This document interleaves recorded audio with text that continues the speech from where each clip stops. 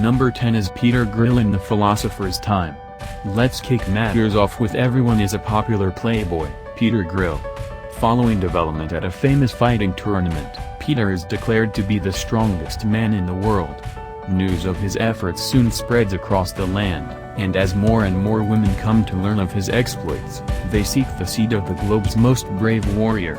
Now, striving to preserve the honor of both himself and his beloved partner Luvia, Peter sets out to reject as many women's sexual advances as possible. Piece of cake, am I right, guys? Peter Grill is very overt in its delivery of fan service. And when I say over, I mean the fan service creeps up behind you in a dark alley and beats you over the head with a baseball bat. There are no subtleties to be found here, people. This is your cookie-cutter monster of the week anime, only instead of doing battle with different monsters, Peter sleeps with them. The show is by no means detrimental to the manifest, but for a story as zany and bombastic as this, worrying too much about realism can constantly do more damage than good. For shows that wear their lack of plot over their exposed cleavage like a glistening badge of honor, diving headfirst into the absurdity ensures a wild ride for all of those who disregard the parental guidance warnings. Number 9 is HXEROS. Earth faces an unusual warning from an intrusion by the mysterious Kaisakyu. The Kaisakyu feed on human sexual energy, also known as H-energy, and weaken the human population.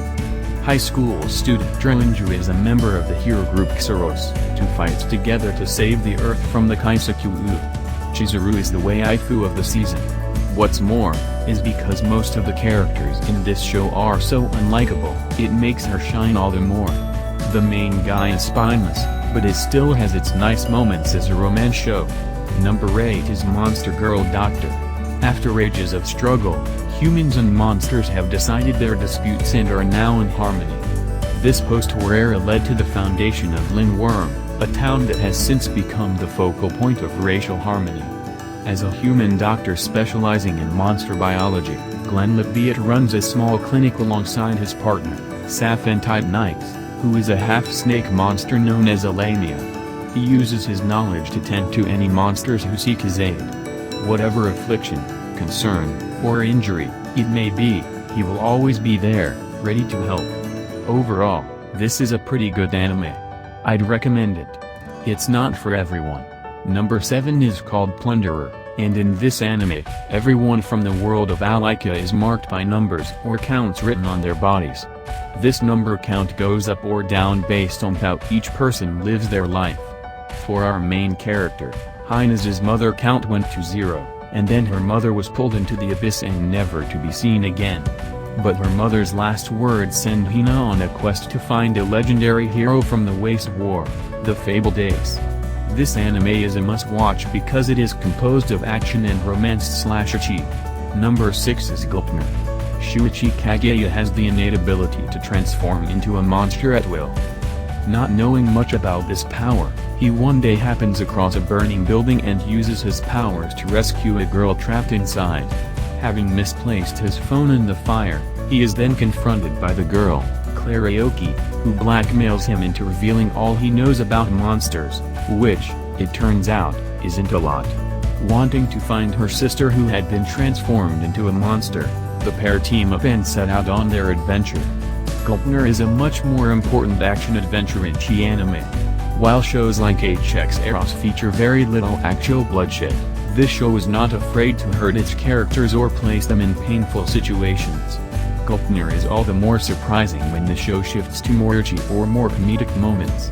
Gleipnir is a perfect cocktail of more adult-themed action and consequences, juxtaposed with light-hearted endearing scenes to break up the tension. With a lustrous art style and a well-paced story, Gleipnir is a must-watch for ecchi enthusiasts. Number 5 is Uzaki-chan wants to hang out. At the start of her freshman year in college, Hana Uzaki rejoins with Shinichi Sakurai, an upperclassman who was in the equal club as her through her high school days. But, much to her shock, the once active elder has completed up becoming a lonesome student, preferring to spend his free time in quiet peace. Uzaki does whatever she can to keep Sakurai from being alone, from convincing him to go to the movies to going to his part-time workplace. While Sakurai finds her irritating and tiresome, he still goes along with Yuzaki's hijinks and shenanigans, even if he knows that her perky personality will only lead the two of them in various comical situations. Even so, as the days pass by, their relationship only gets better, to the point where people around them misinterpret them to be a couple. At any rate, whenever Uzaki wants to hang out with her upperclassmen, fun and adorable wackiness is sure to follow. This anime has great characters and never fails to make people smile and joy to watch the gradual growth of each character as they face new situations and interact with one another. Number 4 is Strike Witches, Road to Berlin. Preparations for a new invasion upon the Neuro, a secret race of alien invaders, are well begun. The purpose is securing Berlin, the capital city of the Empire of Karlsland, which is necessary for wiping out the Neuro threat from Europe.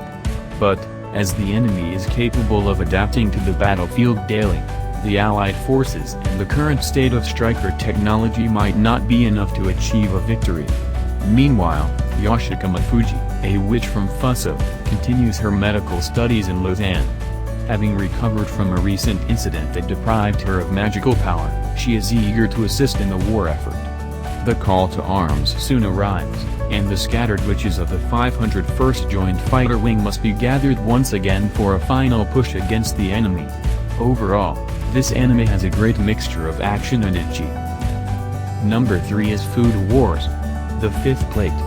Thanks to Soma Yukihira, Arina Nakiri, and the revolutionary forces overcoming the regime of Azami Nakiri, the prior school director, and the former Elite 10, the Tutsuki Culinary Academy is back in order. Yet, its students have one more great battle ahead of them, the Blue, a competition where young chefs seeking world-class fame compete. Faced with new trials and rivals, Soma and his friends will fight to conquer the Blue and to defeat Asahi, the leader of an underworld organization of chefs known as Noir, who once defeated Soma and his father in a Shokuji. This season consists of many cool scenes which leave you breathtaking. Number 2 is Tsugu Tsugumomo. When regular guy Kazuya Kagami joins the wonderful Tsukumogami Kiriha, his life gets twisted upside down. As a taboo child who moves the supernatural towards him, he receives orders from the god of the land, Kukuri, to become an exorcist and defeat these evil forces. And so, he and Kiriha do battle. To find out information on these supernatural beings, Kazuya and his friends set up a counselor's club at school. But behind the typical seeming troubles he hears about, he uncovers a crucial plot to target Kukuri. In addition to the sadistic yet beautiful Tsukumogami Kiriha, the situation draws other girls to Kazuya to join the fray. This fun little action comedy show with tons of ecchi in it for some good laughs. Number 1 is Interspecies Reviewers. In a world exploding at the seams with more monsters and humanoids of the horned sort, which strong heroes will take it upon themselves to examine the beastly babes of the red light district. Can only one be crowned the ultimate title of Best Girl? Besides its adult theme, the anime's comedic elements are some of the funniest scenes in anime of recent years. If off-colored humor is your preference, this is the anime for you. Please like and share if you like the video and subscribe for more updates. Comment your thought on the video.